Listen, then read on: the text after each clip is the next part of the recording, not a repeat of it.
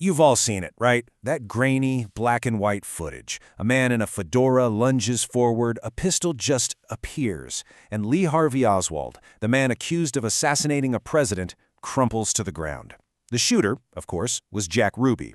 But for most of us, that's where the story ends. Well, today we're going way past that single, shocking moment. We're going to dive into the U.S. government's own investigation to ask a much deeper question. Who really was this man? Right away, the government's investigation started to uncover a very different side of Ruby. This quote is from a deposition by a Dallas restaurateur named Joseph Campisi, and it paints a picture of a man with a really short fuse. This suggests he wasn't just some random citizen overwhelmed by grief, but someone who, according to people who actually knew him, was already kinda wired for violence. So, to get past those headlines, we're going to turn to the government's own work, the huge report from the House Select Committee on Assassinations, or the HSCA.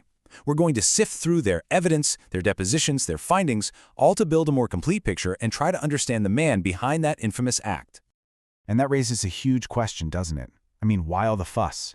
If he was just a patriotic nightclub owner who snapped, why would Congress dedicate a massive volume of its final report just to his life, his business deals, and his friends? Clearly, the committee thought there was way more to the story. To understand Ruby, the HSCA report makes one thing very clear. First, you have to understand the world he was operating in. Mid-century America wasn't all picket fences and sock hops. It was also the absolute golden age of the organized crime syndicate. And that was Jack Ruby's world. The report points out that organized crime built its entire empire on a very specific business model, what they call victimless crimes. Think about it. These were things the public actually wanted, but that were illegal. And that demand, it created a massive, unregulated, and incredibly profitable black market. So what were these businesses? Well, the committee lists them right out. Illegal gambling, prostitution rings, narcotics trafficking, loan sharking with insane interest rates, muscling in on labor unions, and, this is the really crucial part, political corruption to make sure the authorities always look the other way. This was not petty crime. This was big, big business. And these businesses couldn't exist without two key things, and the report is pretty blunt about it. Systematic violence to enforce their own rules, and systematic bribery to corrupt the entire system, from the cop on the beat all the way up to judges and politicians. Fear and money, those were the engines of this world. Okay, so with that context in mind, the committee starts digging into Ruby himself. And what they find isn't a man on the outside looking in. They find someone who seems to be deeply enmeshed in a whole web of very complicated relationships. The investigators didn't just talk about Ruby, they talked to the people who knew him. What you're seeing here is a page from one of those depositions. These raw transcripts are like a direct window into his life, and they reveal a man who is dealing with some very specific kinds of problems. This quote, well, this is a bombshell. See, Ruby was having trouble with the Performers Union, AGVA. So what does he do? He reaches out to a guy connected to the super powerful Teamsters Union, and he says that mutual friends recommended him for handling matters such as this. Now, that is not how a simple nightclub owner solves a labor dispute. That is how someone who knows the unwritten rules of the underworld operates.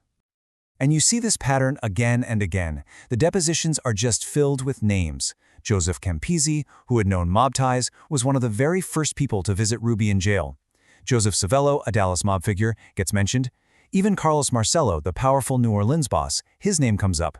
Witnesses even talk about Ruby bringing up his old Chicago connections. A picture really starts to form here.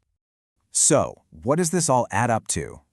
The evidence in the committee's own report paints a picture of a man who wasn't just a business owner. He was an operator. He was someone who was actively navigating this world of union disputes, of favors, of connections to powerful and pretty dangerous men. Now, at the very same time Ruby is running his clubs down in Dallas, something else is happening on a national level. The federal government, after decades of pretty much turning a blind eye, was finally waking up to the fact that organized crime wasn't just a local problem, it was a national syndicate. And this timeline just shows you the escalation. You've got the Kefauver hearings in the 50s putting the syndicate on blast.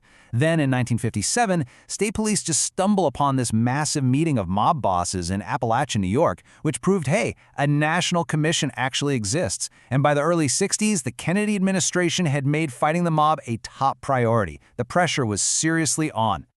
And this quote, which was captured on an FBI wiretap in 1963, shows you just how real that pressure was. Before, a corrupt local cop might keep information to himself. But now, as this mobster is complaining, all the different law enforcement agencies, they were sharing information. They were all working together. And for the syndicate, this was a huge, huge problem. And through this crackdown, the FBI started to piece together what the enemy called itself.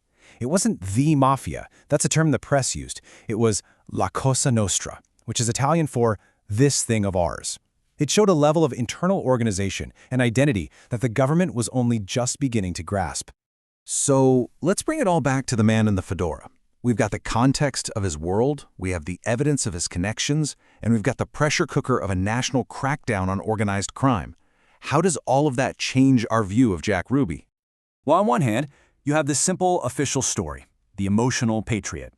But on the other hand, you have the portrait that comes from the congressional report itself. A guy with a violent temper, who's calling on mutual friends for help with business troubles, and who is connected to a national network that was under unprecedented attack by the Kennedy administration. And here's maybe the most important takeaway from all of this. The HSCA report doesn't solve the mystery of Jack Ruby. What it does is it demolishes the simple answer.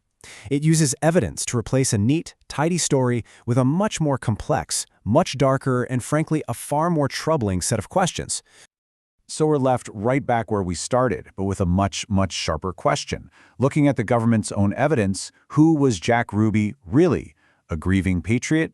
A low-level mob associate? A bit player who just got caught up in something enormous? The report doesn't tell us. It just lays out the evidence and leaves that final unsettling question to history.